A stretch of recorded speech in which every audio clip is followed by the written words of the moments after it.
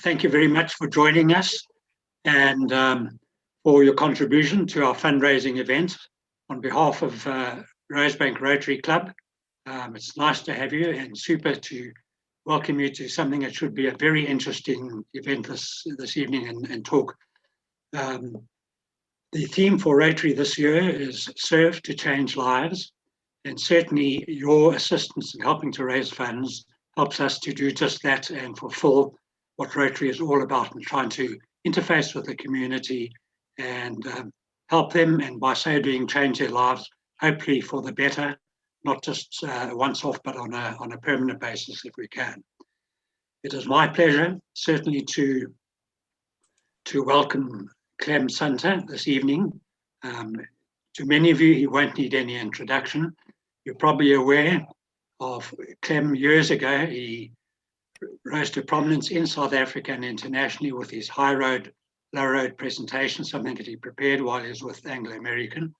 Since then, he's also been an author of a number of books, and he certainly is very well known locally and internationally for his scenario planning and his very incisive analysis of what is happening and prediction of what could well happen. Clem, I'd like to thank you for donating your time and your expertise to help us raise some funds. It's very much appreciated, certainly very public spirited. Thank you, and I'm sure we all look forward to your talk this evening, Thinking the Future. Clem, thanks very much, and over to you. Thanks, Costa, and good evening, everybody in Rotary. It's a great organization, and as you'll hear later on, this is a very fraught moment in South Africa's destiny, and everything that Rotary can do to help raise the probability of a positive scenario for South Africa is going to prove invaluable. So I'm very pleased that I'm going to be doing this talk to you guys this evening. I'm going to talk about this book. It's called Thinking the Future. It was published by Penguin at the beginning of July. I'm very pleased to say it's been in the exclusive books bestseller list. But what is even more pleasing is if you go to amazonbooks.com and into the business planning and forecasting section, you will see that it's at the moment selling at number 8 in the world at large. And one of the reasons that I wrote this book with a young man called Mitch Ilbery is because overseas there is no popular book in the field of scenario planning. There have been very good books written which are fairly academic. Oxford Business School in the UK and a man called Peter Schwartz in America have written great books, but they're not written in a way that should appeal to ordinary people. So Mitch and I decided that when we wrote this book, we would try and make it short. See, it's quite short, but it would really be pithy in terms of saying why you should use scenarios rather than forecasting the future. And indeed, one of the pleasing things is that the one bestseller we're up against is a book called Super Forecasting, written by Philip Tetlock, an American. He co-authored it, and it has been one of the top sellers in America. And at the moment, Thinking the Future is actually ranked higher in the sales on Amazon. So we think we're doing the job of trying to put the best way you can think about the future on the table. So I'd like to go through the history of scenario planning and where it all started. And then I'd like to talk a little bit about the global economy, because South Africa has to exist within the global economy. And then, of course, I'd like to offer scenarios for South Africa, particularly in light of that dreadful looting and destruction that we had a couple of weeks ago. The story starts in 1960 with a man called Herman Kahn. he was an advisor to the US Armed Forces and worked for the RAND Corporation in California. And he wrote a book called On Thermonuclear War. And it posed a scenario of a flat-out conflict between America and the Soviet Union, and showed the incredible destruction that would be caused if it ever came to pass. And he used the word scenario because he lived in California. Quite a few of his friends were Hollywood film producers. And the summary of a movie script is called a scenario in Hollywood. So he decided to take the word scenario and put it with the word planning. And that's what his methodology was. Write a movie script about the future. Don't try and make a very precise prediction. Write a really, moving movie script. And he did this. And it was a huge success, the book. But it was very useful because 2 years later, America and Russia very nearly came to war over the Cuban Missile Crisis, when Russia planted some missiles in Cuba, and America ordered that they should be removed. And for a time, Khrushchev, who was the president of Russia, and Kennedy, who was the president of America, were sort of head to head. And it could have slipped into a war. It didn't, thank heavens. And a lot of people credit this book by Herman Kahn for making both sides realize what odds were at stake when they finally negotiated an agreement. When Herman had sort of recovered from this book, he decided to open an institute on scenario planning. And one of his students was a man called Pierre Wack, who was Frenchman, very bright. He came #1 at l'École Polytechnique in Paris. And he decided to study the future, first by going to Indian ashrams and then going to America to study under Herman. And he thought, if you can do this in a military environment, why not do it in a commercial environment? So he returned to London and set up a scenario planning team at Royal Dutch Shell in the 1970s. And they captured both oil price shocks in scenarios. The first one was in the early 70s, when the price suddenly moved from $3 to $12 a barrel, quadrupled. And the second was when it went from $12 to $40 a barrel at the end of the 70s. Shell management didn't really listen to Pierre the first time round, but the second time they did. And they said, this scenario is plausible. They changed their strategy and they made a lot of money out of that second oil price shock.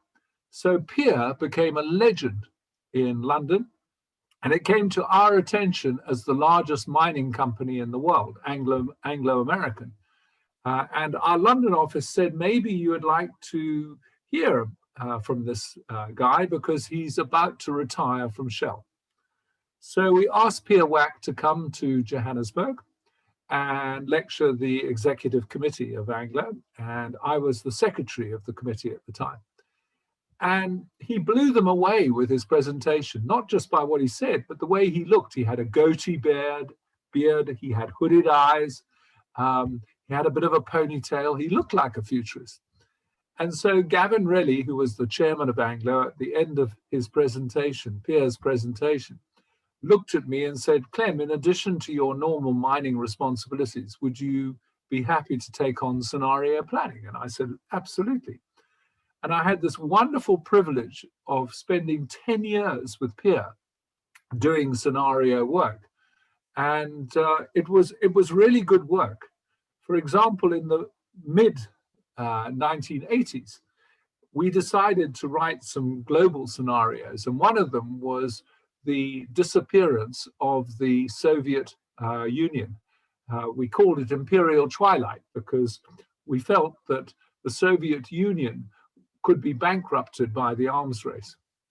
Well, we didn't get the actual cause, which was Mikhail Gorbachev, But the Soviet Union did disappear with the destruction of the Berlin Wall. And of course, lots of parts of the Soviet Union are now independent countries.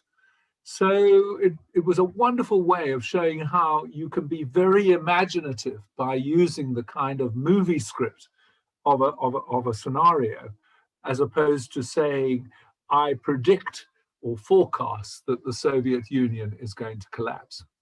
As far as South Africa is concerned, we had two scenarios. We had the high road negotiation leading to a political settlement, and the low road of confrontation leading to civil war and a wasteland. And a lot of people at the time, when I did some public presentations in 1986 and 1987, said, you're crazy. There's no way that the National Party will ever negotiate a deal with the ANC. But it happened sooner than we anticipated inside our own scenario team. We kind of thought mid-1990s this would happen. But of course, with the release of Nelson Mandela in 1990, it happened much quicker than we expected. Indeed, I saw Nelson Mandela in prison a month before his release in January 1990, because he wanted to discuss the future, having read the book I wrote about the high road and low road scenarios. And we had 5 hours of intense conversation with one another, which I've included in this book in a chapter called Thinking and Doing, because you can't just think about the future, you actually then have to do things. And Nelson Mandela was very good, because he thought about the future, he came out of prison, and then he made things happen, which led to our democracy.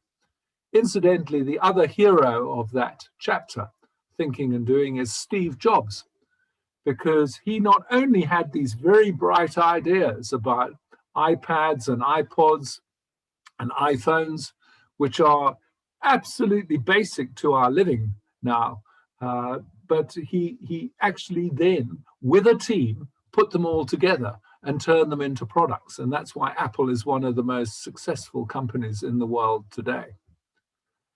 So Pierre did a fantastic job for us, and he thought that the exercise we did on South Africa was probably the best that he'd ever been associated with.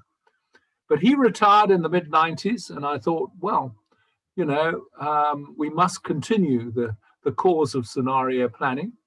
And good fortune for me was I was sent a thesis by a young woman in 2000 who was at the Graduate School of Business in Cape Town. And for her executive MBA, she wanted to write a thesis on how scenario planning could be used by small business and entrepreneurs to look at different possibilities for the market.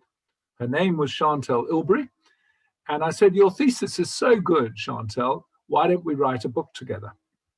And it took us 5 months, and we published The Mind of a Fox in June 2001. And the reason for that, and we continue to use this metaphor, is because there was a Greek poet called Archilochus, who in 650 BC, that's a long time ago, 2,700 years ago, he said, the hedgehog knows one thing, the fox knows many things. And we thought this was a wonderful way of contrasting scenario planning, where you look at multiple futures and therefore have to be a fox, versus the hedgehog, who tends to try and be a super forecaster and put all his bets on a single projection of the future. After we published the book in June 2001, something happened which turned it into a bestseller. And that was 9/11, because when we wrote the book, we included a letter to George Bush in which we said that one of his scenarios that might come his way was a massive terrorist strike on a Western city. And of course, it happened 3 months later after we published the book. And it's not that we got a specific date or that it was going to be New York or planes or things like that. it was the growing confrontation between the major religions of the world that began in the late 80s between Islam and Christianity and Judaism, which was a driving force, which was changing the world. And that's what you do as a scenario planner. You're trying to find all those forces that are turning the present into the future, and then considering the possibilities through scenarios. So we've been doing work with lots of different organizations around the world doing this technique. And what Mitch Ilbery, her son, and I have done is look at all the philosophical giants that contributed to this methodology. And so we talk of Aristotle, we talk of Plato, we talk of Socrates. We've got a whole chapter on Charles Darwin. We have a chapter on a Scottish philosopher called David Hume, because he very, very relevantly said, reason is the slave of passion. And when you look at the future, you tend to look at it through the lens of your desires for the future. And somehow you've got to discard that lens so that you see the future objectively. So that's why the subtitle of this book is New Perspectives from the Shoulders of Giants. And I'd like to go through some of the forces that we have identified over the last 5 years, which is changing the world as we speak. And we divide them into two kinds. There's the rules of the game, because they are trends which are changing the world. And then you have the key uncertainties. These are variables which you don't know which way they're going to go. And of course, the first variable is the flag that we raised in the letter to George Bush, the religious flag. It's still there. And it can obviously change the whole Middle East overnight. I mean, we've had this attack by Iran on a tanker in the waters close by, where 2 people were killed, a Briton and a Romanian. But the thing which really is worrying people is that America, by abandoning the nuclear agreement, has allowed Iran to do its own thing, and they're getting closer to building a nuclear device. And that would change the whole dynamic of the Middle East. And there's an ongoing rivalry between Iran and Saudi Arabia. That's still there. And of course, we've had that recent war between Israel and Hamas. So unfortunately, religion can really transform the whole Middle East very quickly if things deteriorate. So it is a flag to watch, particularly if you have investments in the Middle East. The second flag that we have identified, we call the red flag, because it's the old communist countries of Russia, China, and North Korea. Russia is very important to Europe. It provides 25% of Europe's energy needs. But of course, you know, Russia is very different to Europe. And they're becoming experts in the new war that is being fought between countries, where you don't use armies and planes, you use hackers, and you disrupt key databases and information systems of other countries. And so there's a very uneasy relationship right now between Russia and the West. And of course, they've still got hold of that part of the Ukraine called the Crimea. And there are sanctions against Russia between America and Europe on the one hand and Russia on the other because of that annexation. So again, it's something that you have to watch every day, because that's the whole point of scenarios, is once you've got a force, you then on a 24-hour basis watch it to see whether it's changing the probability of the scenarios that can flow out of that particular force.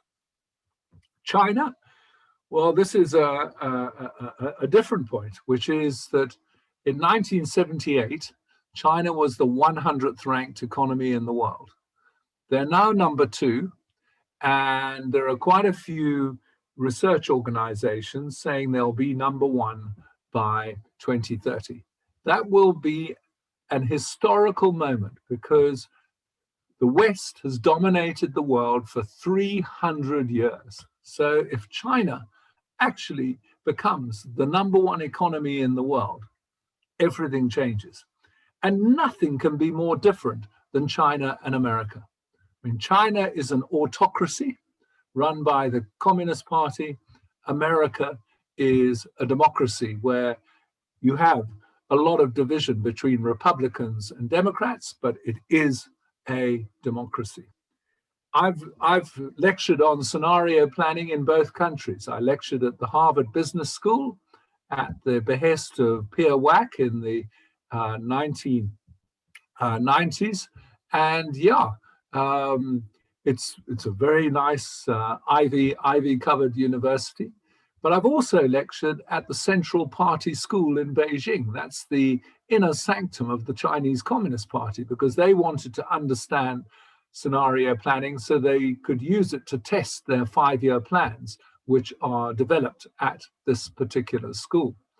And there can be nothing more different than the culture of China and America. So you have to play scenarios of how America is going to accept the fact that another country with a completely different culture is going to overtake them. What are they going to do? And it's very important because of another flag I'm going to talk about in a moment. The third country is North Korea. Despite the photo opportunities that Trump and Kim Jong-un had, they haven't denuclearized at all. They're still a major threat in the Far East. They're still very anti-South Korea and the Americans being there.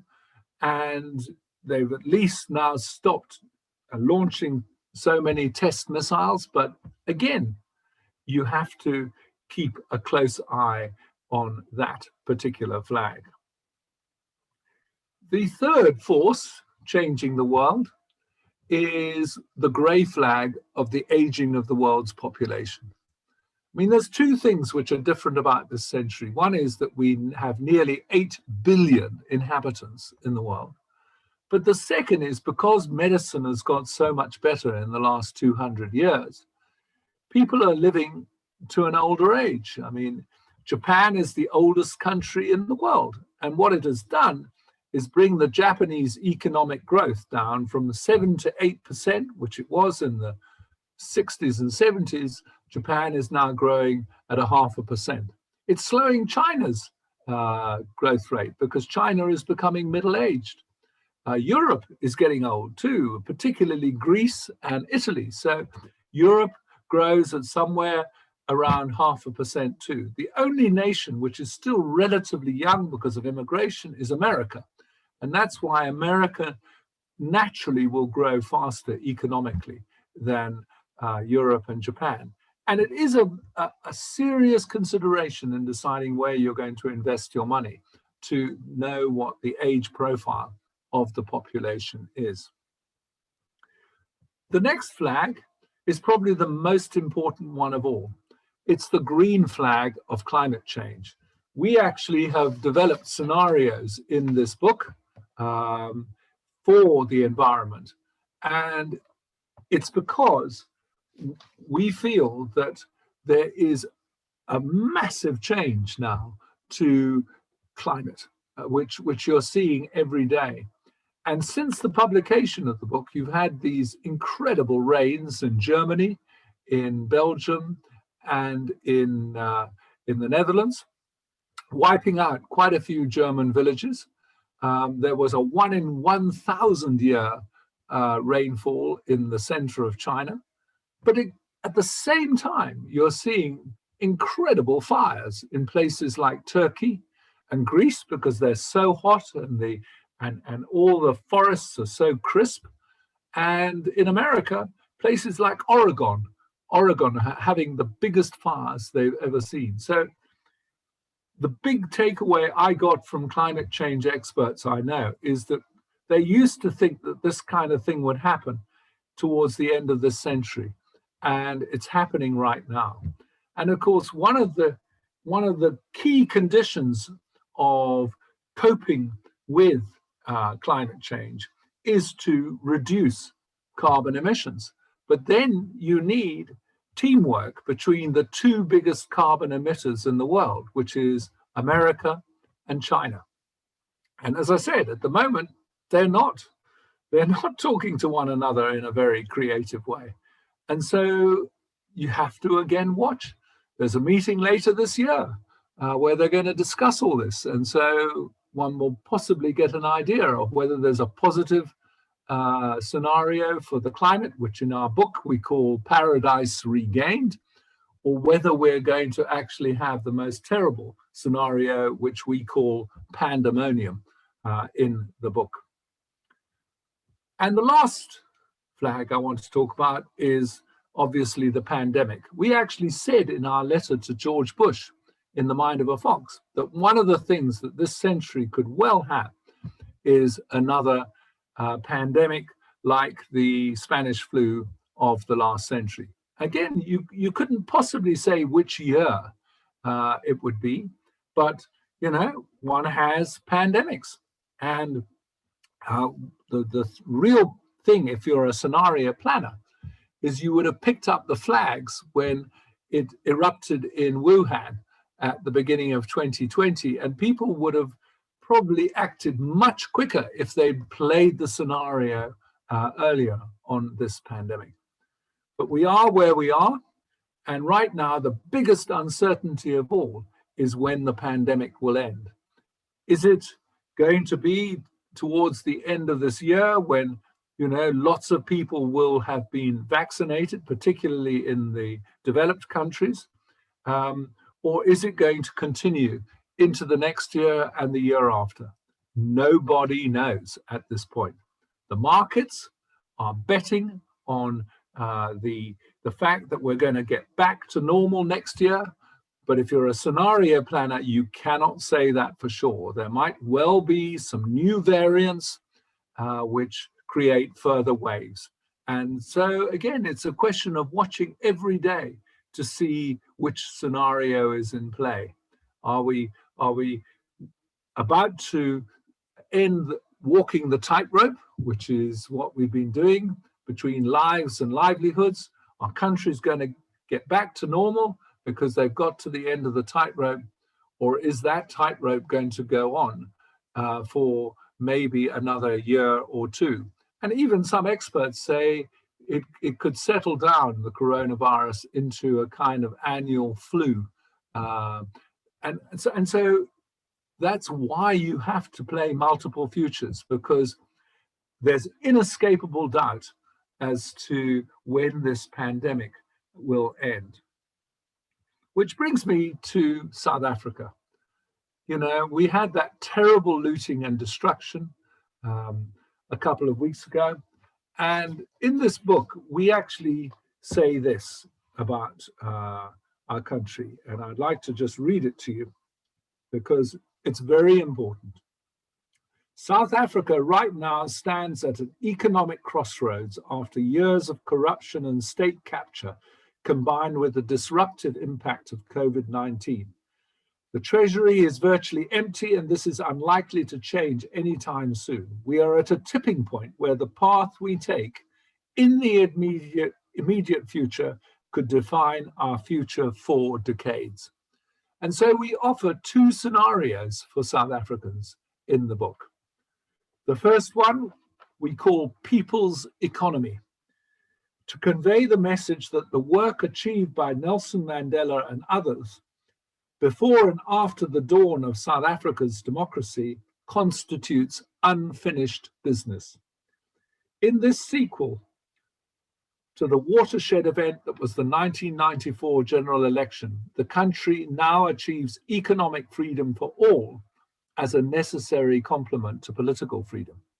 And what we mean by economic freedom is a new generation of entrepreneurs. In fact, we say the government creates an inclusive economy with a new generation of young entrepreneurs at the helm. And this is very important because now I had a debate with Julius Malema in 2016 at the Cape Sun. It was held by the Cape Chamber of Commerce. And I said, Julius, I'm just as much of an economic freedom fighter as you are, but I have a different definition of economic freedom. You believe that the government should get more involved with land, the banks, and the mines. I believe that it's all about people being allowed to create wealth for themselves. And that's what we mean by a people's economy, that we do everything we can to assist entrepreneurs in rural areas, in urban areas. We think that every city should have an e-stock exchange where you can float your business, rather like on eBay, and you can use crowdfunding to finance the business. We feel that banks should have micro-lending facilities for businesses in rural areas. And we think that every big company should have at least maybe 20% of its supply chain dedicated to growing young entrepreneurs. And Cyril Ramaphosa should really take this on board, because that's where the risk for the ANC lies. He's had a council for the pandemic, and I think that that council has done very well. He now needs an entrepreneurship council to advise him on how you really create a people's economy. And he should go regularly on television, like he does at the moment, to talk about how many new businesses have been created, what initiatives have been taken to help entrepreneurs, what has been done to change the education system. Because guess what? Schools are still educating children for the market of the last century, when big business was the major job creator. But robots and artificial intelligence have ensured that the real job creator now is small business. So you've got to educate kids to create jobs, not get jobs. And that means some very, very big changes. And so we would like to see as much emphasis being put on creating a people's economy as on trying to minimize the impact of the pandemic in South Africa. So what happens if we don't? Well, we have one other scenario. We call it cautionary tale. Here, South Africa experiences rising popular anger caused by an economy that is stagnant, exclusive, and cursed by a dismally high unemployment rate. This leads to further disunity and widespread violence, with a possible endpoint of total anarchy in the chain of causation. Well, you had a taste of that after this book was published with what happened 2 weeks ago. And so that was the negative side. The positive side was how communities got together to clean up after the destruction and to protect facilities that hadn't been damaged. It was an incredible insight into the kind of community spirit there is in South Africa. And that's why it's that community spirit which we feel should be part of a people's economy. Because the downside is the cautionary tale of increasing anarchy. So I hope I've given you a real feel for the choices we have in South Africa. I hope I've given you a feel for why this little book actually advises the right thing to do when looking at the future, which is consider different scenarios for yourself, for your family, for your business. Don't just pin all your hopes on a single forecast. That is not the way to go. And I guess it's why this book is becoming very popular overseas, because we are the first book to popularize this approach to futures thinking. And lastly, that one flag I talked about of climate change is really important, because this century is different to every other one. We have survived all the previous centuries because there weren't that many of us. Now we're close to 8 billion. We're in the 6th extinction of plants and animals because we've displaced them. And we have this increasing extreme in weather patterns, which is now destroying property. And of course, with more people in the world, there's more to destroy. And so we have to consider what we collectively are going to do about that, and what, as an individual, one can do to minimize one's own carbon footprint. So I hope that we take this message to heart about creating a people's economy. And I'd like to end with a benediction for all of you who've been listening to me. May the fox be with you. Thank you very much. Clem, hi, thank you for that, and we really appreciate it. We have some questions from everyone who's here. The first one is, can you give us your scenarios on the impact of emerging economies in the wake of COVID? Yeah, one of the things that worries me at the moment about emerging economies is that there's a sort of gilded cage scenario developing in the West, where, you know, because of the vaccination programs which have taken place, and we have had, you know, discrimination without a doubt in supply of vaccines. So the UK and America and countries in Europe have far further down the road of vaccination than a lot of emerging economies. And what worries me is that you're going to see the opening up of travel between America and the UK and Europe and all that kind of thing. But it's going to take a much longer time for continents like South America and Africa and others to get back fully into the system. And, you know, you have Australia, which is in a fragile state because they've managed through sort of blanket restrictions to restrict the virus spreading, but now it is beginning to spread in Australia. And of course, New Zealand has really been closed down as an island. So it's very difficult to say, if you're an emerging economy, when is life going to get back to normal? Because there is this real problem of a sort of gilded cage which the West has put itself in. And the other thing which the West is beginning to feel is the effect of illegal immigrants coming up through South America into the United States, and of course coming across the Mediterranean into Europe, and then lots of boats now making it across the Channel into the UK.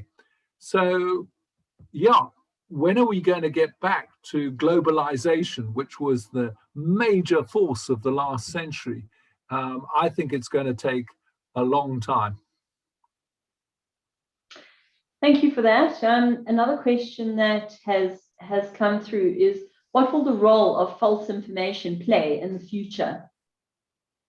Yeah, we deal at length in this book with social media and the impact that it's had on the world, because there was a philosopher who we quote called Hegel, German philosopher, who said, you have a thesis and then you have an antithesis, and through looking at both, you have synthesis, which means that you agree on some form of compromise between the two, which leads to progress of knowledge.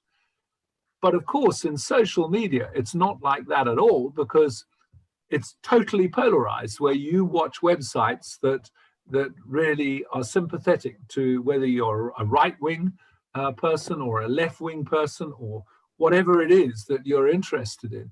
So in one way, social media has created a real problem for the world by polarizing people in society.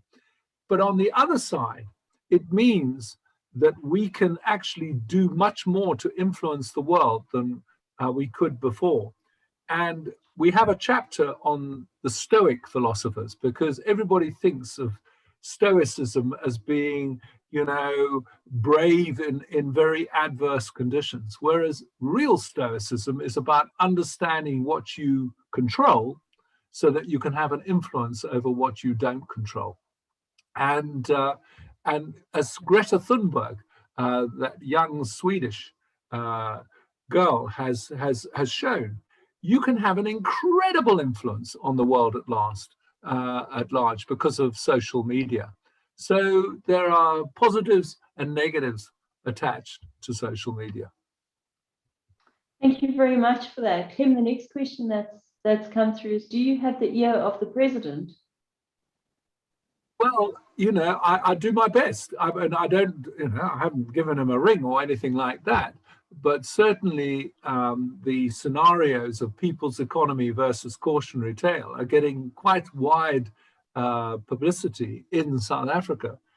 And I really hope he listens to this, because I do think that he's done a pretty good job during the pandemic, but it's because he's backed by a council of experts. And I want a similar council of entrepreneurial experts to be advising him. People like Adrian Gore of Discovery and others who founded companies, even Elon Musk, so that the government can understand what it has to do to unleash a spirit of entrepreneurship in this economy. We have lots of talented business people in our townships, but we don't yet have the merging of the township economies with the mainstream economy. So this council would look at how do you create one single economy in South Africa where, you know, everybody has a chance to make it. And obviously only a few people are going to become super rich, because that's the way it is in the whole world. Most Americans are not super rich. I mean, we all look at the people who founded Apple and this and that, but most Americans live fairly ordinary lives, running their little businesses in the Midwest of America. And in fact, the latest statistic is two-thirds of the jobs being created in America are in small business. So we've got to create that kind of economy in South Africa if we want to get the youth unemployment rate down from over 50% to less than 5%. So Clem, just leading from that, one of the questions was, what advice would you give to a young South African? Stay or go? And if go, where would you go to? Well, you know, I try not to do that, because I feel that, you know, I can't advise young South Africans to go or stay. But I can make a general point that right now it's getting much tougher overseas. It's getting tougher.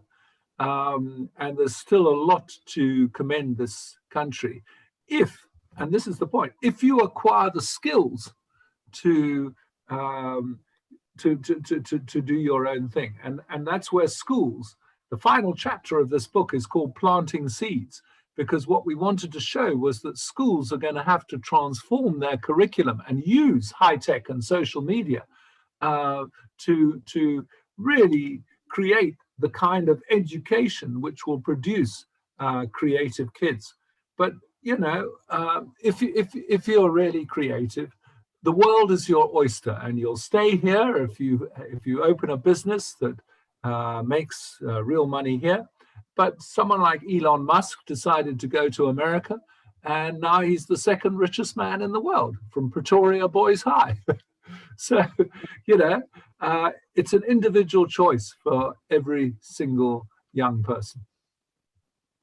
Okay, I've got, I think, 3 more questions here. The next question is, what are the scenarios facing the ANC? Will they keep winning elections? Yeah, well, you know, there are people and much more knowledgeable about politics than me saying that the ANC are going to be challenged in maybe the 2023 election or the one after that. I simply don't know. I'm not a political analyst, but I will say this, that, you know, the way that they remain popular is to concentrate on developing the people's economy. I mean, they know the risk of the pandemic, and that's why, you know, they put together this whole system which allowed us to get through this pandemic. And now, of course, with vaccinations happening all around the country, hopefully we're going to be coming to the end of the tightrope sooner rather than later. So I think they've done a pretty good job. But now they have to realize that they've got to do the same thing for the economy. So they can ill afford to have the kind of factions inside the ANC that we hear about every day in the media. They're going to have to come together to create a people's economy, because it's as important to their future as getting out of this pandemic. Thank you very much for that. And I have another question here, and please, excuse my pronunciation. It's got, what do you feel about Quasi-Monics, US helping to build small businesses and townships, peri-urban versus large shopping malls? Yeah, well, you know, I mean, it was a terrible thing that happened a couple of weeks ago. And of course, it was the shopping malls in the vicinity of townships that got worst hit. And it takes a long time for people to recover their confidence. But that's why we have to have this very urgent conversation about how we are going to get back from that dreadful incident a few weeks ago. But in addition, how we're going to then create a much more open economy in terms of people in townships moving to become national businesses if they have the right products and ideas to do so. Thank you very much. And I see the questions are coming in. Let's pick the last two here. The one is, do you foresee China's scramble for Africa and the USA's aversion for it continuing?